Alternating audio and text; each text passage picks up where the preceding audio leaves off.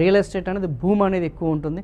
Obviously pharmaceutical companies ఏదైతున్నాయో, at the same time మనకు ఇందాక ముందు మనం చెప్పుకున్న ఐటీ కంపెనీస్ ఏదైతున్నాయో అవన్నీ కూడా అధిక స్థాయిలో ఇవన్నీ ఉన్నాయి. సో 10%. భారతదేశ సగటు వచ్చేసి 9.5 ఉంది.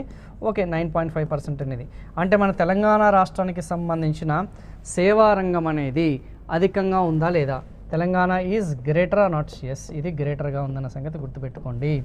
ఓకేనా, ఇది లెస్సర్. ఆల్ ఇండియా వచ్చేసి మనకి లెస్సర్గా ఉందన్న సంగతి గుర్తుపెట్టుకోండి, అల్పంగా ఉందన్న సంగతి గుర్తుపెట్టుకోండి. వృద్ధి రేటు పరంగా అంటే మనము అత్యధికంగా వేగవంతంగా మన సేవా రంగాన్ని వృద్ధి చేస్తున్నాం, పర్టికులర్గా ఐటీ సెక్టార్.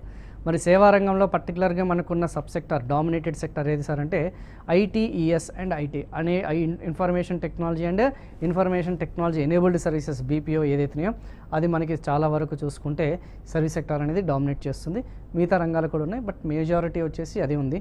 సో దాదాపు మనకి వాల్యూ అనేది చూసుకుంటే సేవా రంగంలో మన తెలంగాణ నుంచి ఎంత ఆదాయం ఉంది?